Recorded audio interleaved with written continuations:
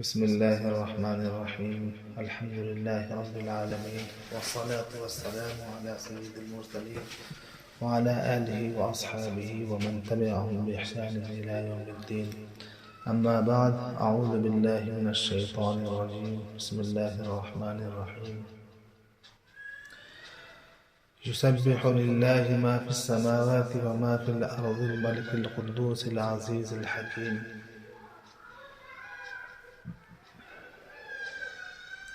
سامعین کرام، آج جمعہ کا مبارک دن ہے۔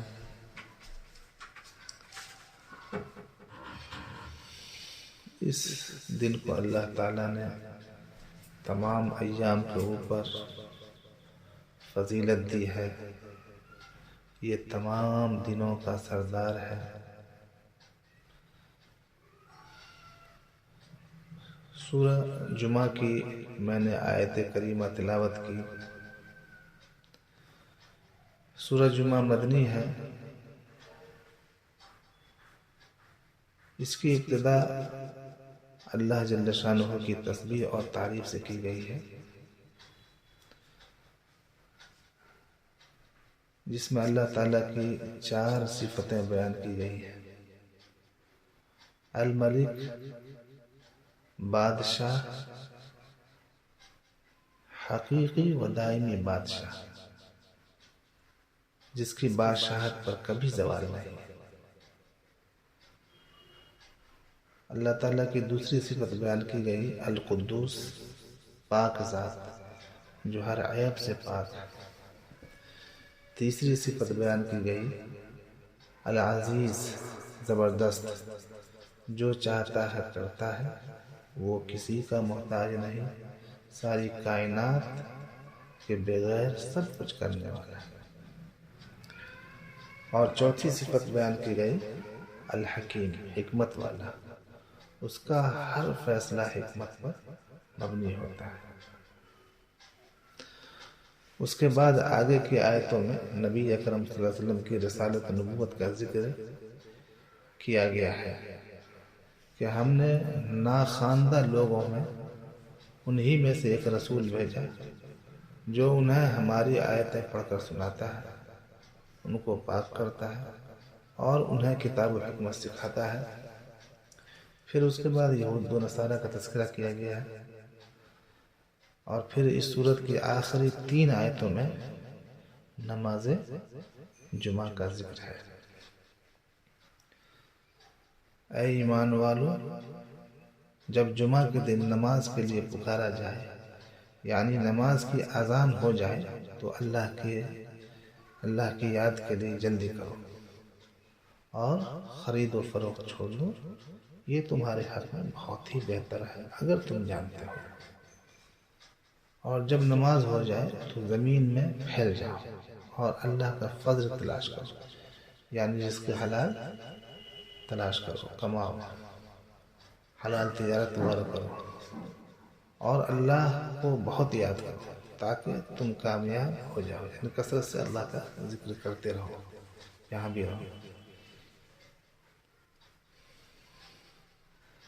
آگے فرماتے ہیں اللہ تعالیٰ، جب لوگ سودا بکتا دیکھتے ہیں یا تماشا ہوتا ہوئے دیکھتے ہیں تو ادھر بھاگ جاتے ہیں اور آپ کو کھڑا چھوڑ دیتے ہیں، یعنی نبی پاک صلی اللہ علیہ وسلم کو۔ تو اے نبی فرما دیجئے جو اللہ کے پاس ہے وہ بہتر ہے تماشے سے اور سودے سے، اور اللہ سب سے بہتر رزق دینے والا ہے۔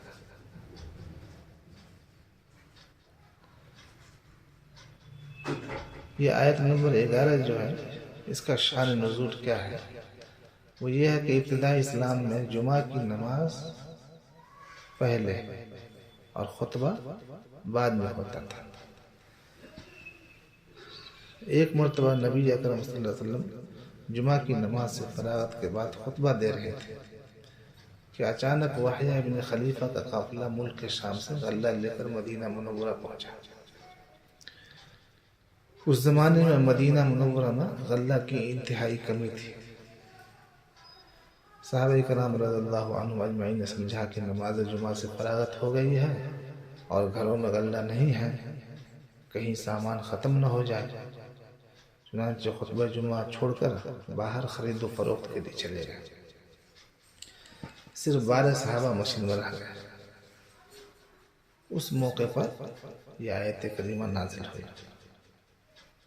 حضرت عراق ابن مالک رضی اللہ تعالیٰ عنہ جمعہ کی نماز سے فارغ ہو کر لوٹ کر مسجد کے دروازے پر کھڑے ہو جاتے اور یہ دعا پڑھتے ہیں: اللہم انی اجبت دعوتک وصلیت فریضتک وانتشرت کما امرتنی فارزقنی من فضلک وانت خیر الرازقین۔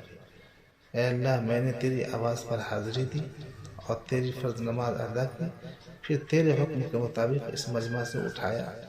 تو مجھے اپنا فضل نصیب فرما، تو سب سے بہتر روزی رساں ہے۔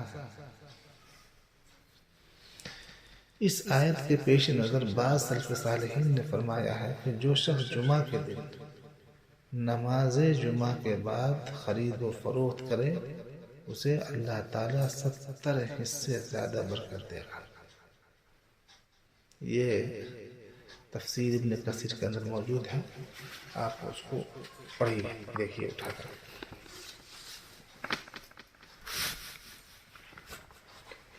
یہ عبرت ہے ان لوگوں کے لیے جو جمعہ چھوڑ کر کے اور کاروبار میں مشغول رہتے ہیں اور دنیا کو بہت زیادہ ترجیح دیتے ہیں۔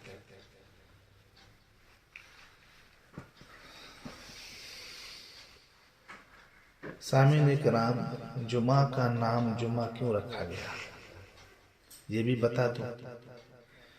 اس کے مختلف اسباب ذکر کیے جاتے ہیں۔ نمبر 1، جمعہ جمع سے ماخوذ ہے جس کے معنی جمع ہونا، کیونکہ مسلمان اس دن بڑی مسائل میں جمع ہوتے ہیں اور امت مسلمہ کے اجتماعات ہوتے ہیں، اس لیے اس دن کو جمعہ کہا جاتا ہے۔ نمبر 2، 6 دن میں اللہ تعالیٰ نے زمین و آسمان اور تمام مخلوق کو پیدا فرمایا۔ جمعہ کے دن مخلوقات کی تخلیق مکمل ہوئی، یعنی ساری مخلوق اس دن جمع ہو گئی، اس لیے اس دن کو جمعہ کہا جاتا ہے۔ نمبر 3، اس دن یعنی جمعہ کے دن حضرت آدم علیہ السلام پیدا کیے گئے، یعنی ان کو اس دن جمع کیا گیا۔ اسلام کا پہلا جمعہ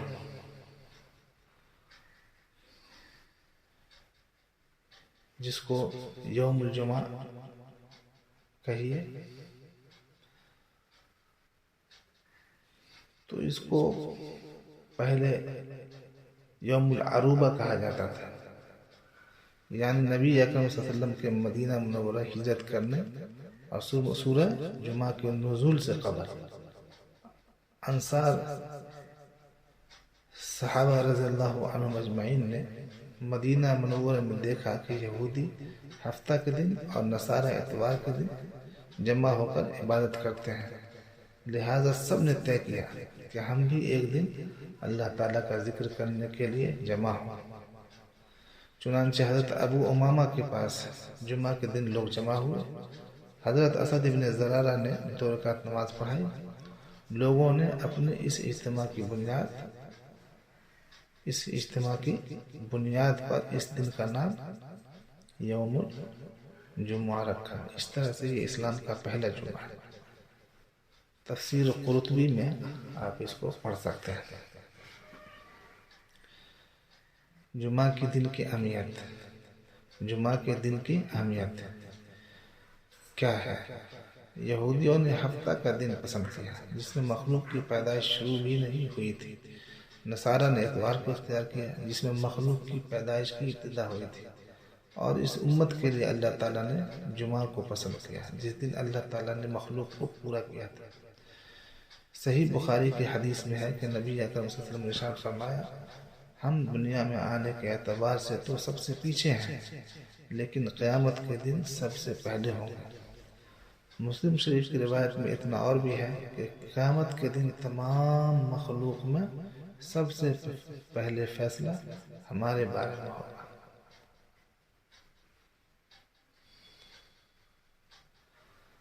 رسول اکرم صلی اللہ علیہ وسلم نے ارشاد فرمایا، جمعہ کا دن سارے دنوں کا سردار ہے اللہ تعالیٰ کے نزدیک جمعہ کا دن سارے دنوں میں سب سے زیادہ عظمت والا ہے۔ یہ دن اللہ تعالیٰ کے نزدیک عید الاضحیٰ اور عید الفطر کے دن سے بھی زیادہ مرتبہ والا ہے۔ عید الاضحیٰ اور عید الفطر کے دن سے بھی زیادہ مرتبہ والا ہے۔ اس دن کی 5 باتیں خاص ہیں۔ نمبر 1، اس دن اللہ تعالیٰ نے حضرت آدم علیہ السلام کو پیدا فرمایا۔ نمبر 2، اسی دن ان کو زمین پر اتارا۔ نمبر 3، اسی دن ان کو موت دی۔ نمبر 4، اس دن میں ایک گھڑی ایسی ہے کہ بندہ اس میں جو چیز بھی مانگتا ہے اللہ تبارک و تعالی اس کو ضرور عطا فرماتے ہیں، بشرطے کہ کسی حرام چیز کا سوال نہ کرے۔ پچھلے جمعہ میں میں نے اس سلسلے کی حدیثیں بیان کر دی ہیں، آپ اس ویڈیو میں سن لیں۔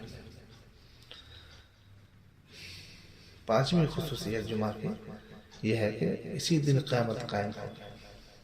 تمام مقرر فرشتے، آسمان، زمین، ہوائیں، پہاڑ، سمندر سب جمعہ کے دن سے گھبراتے ہیں کہ کہیں قیامت قائم نہ ہو جائے، اس لیے کہ قیامت جمعہ کے دن ہی آئے گی۔ یہ روایت ابن ماجہ میں آپ پڑھ لیجیے۔ رسول پاک صلی اللہ علیہ وسلم نے ارشاد فرمایا، سورج کے طلوع و غروب ہونے والے دنوں میں کوئی بھی دن جمعہ کے دن سے افضل نہیں، یعنی جمعہ کا دن تمام دنوں سے افضل ہے۔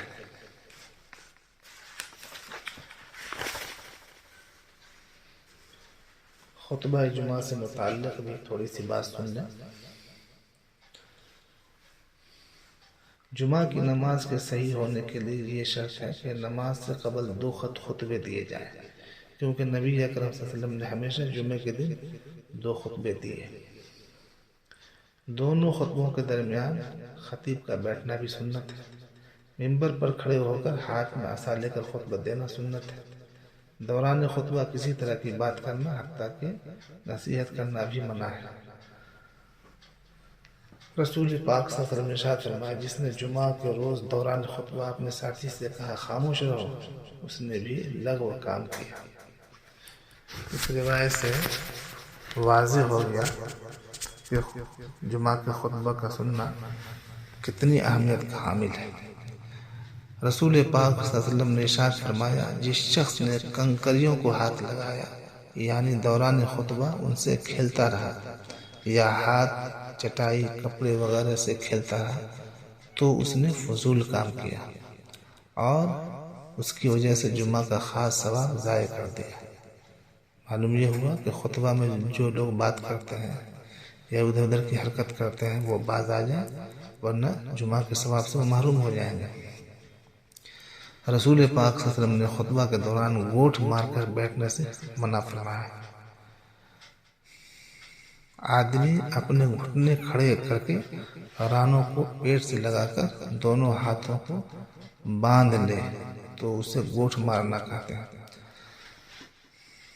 اسی طرح حضرت عبداللہ ابن بسر فرماتے ہیں کہ میں جمعہ کے دن منبر کے قریب بیٹھا ہوا تھا، ایک شخص لوگوں کی گردنوں کو پھلانگتا ہوا آیا جبکہ رسول اللہ صلی اللہ علیہ وسلم خطبہ دے رہے تھے۔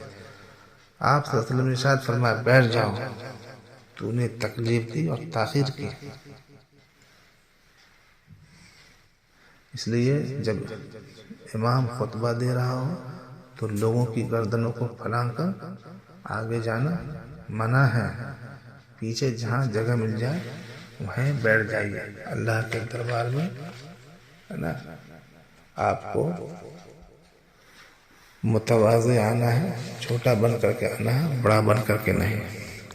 جو بڑا بن کر کے اللہ کے گھر میں آئے گا اس کو کچھ نہیں ملے گا، جو چھوٹا بن کر کے تواضع اور خشوع کے ساتھ آئے گا، جہاں اللہ اس کو جگہ دے دیں گے وہاں بیٹھ جائے گا تو اللہ کی رحمت ہوگی۔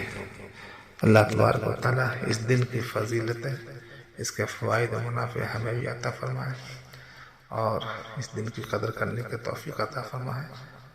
آمین یا رب العالمین۔ صلی اللہ وسلم علی سیدنا محمد وعلی آلہ وصحبہ اجمعین برحمتک یا ارحم الراحمین والحمد للہ۔